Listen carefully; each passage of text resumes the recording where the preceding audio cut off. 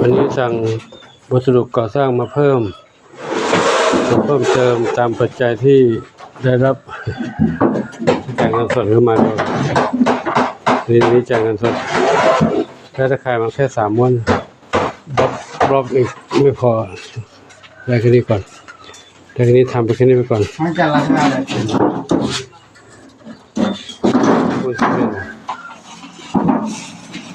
หลังคาก็กำลังมุงต่อเติมไปเรื่อยๆวันนี้หลังคานี่จะเสร็จ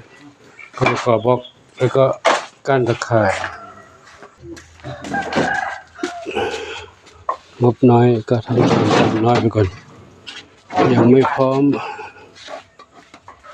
ทางบล็อกมาก่อข้างล่างถ้ามีก็จะก่อได้2 ชั้นก็ก่อชั้น1ก็ได้นะเพราะว่ามันงั้นไม่ทันรอมารอไม่ได้เมียก็จะป่วยไปเรื่อยๆแล้วรีบทำให้เขาได้อยู่ก่อนมุ้งก็คงยังไม่ได้นี่ได้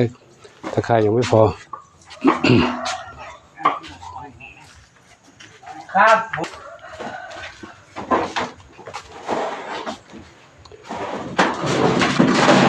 พาน้องกล้วยออกไปเดินเล่น2เมียวแล้ว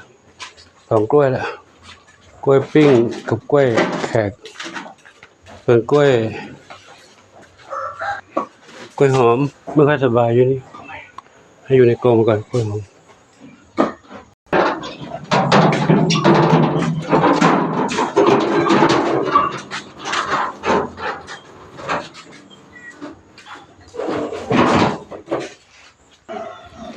เมียวนอนซึมนอนเศร้าน้องกล้วยแขกวิ่งเล่นตรงนี้แหละกล้วยแขกกับกล้วยปิ้งกล้วยแขกแข็งแรงดีมาเดินเล่นข้างนอกเลยข้างนอกเลยนะอยู่กับพี่ข้างนอกนะกับพี่ข้างนอกนี่เนาะ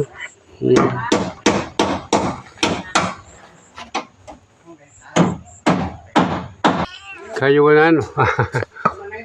กล้วยปิ้งเคยอยู่บนนี้แล้วปิ้งปีนเสาขึ้นไปเลยลูกโอ้อยากดูบ้านใหม่แล้วอยากอยู่บ้านใหม่ก็รีบเร่งทำอยู่ลกไม่เสร็จเลยวัสดุอุปกรณ์ยังมาไม่ครบ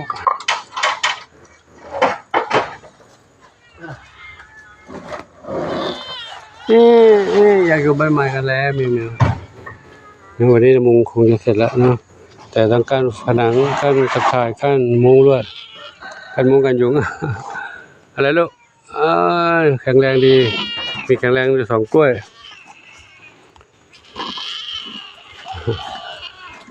ปิ้ง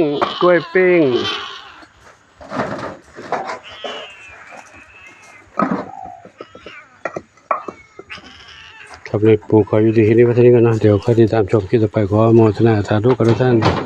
ที่มีความรักความเมตตาต่อน้องเหมียวร่วมด้วยช่วยกันสมทบปัจจัยมาดูแลสร้างสถานที่ให้เราได้อยู่ได้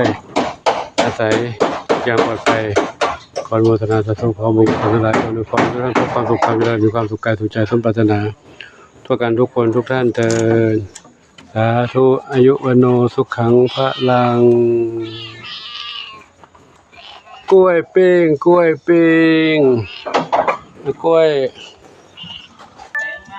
แขกกล้วยแขกกับกล้วยปิ้งแม่แตงโมก็ไม่ค่อยสบายเนี่ยแตงโมไม่ค่อยสบายซึมเลยแตงโมทุกครั้งจะวิ่งเล่นนอนประมาณนี้ซึมเลย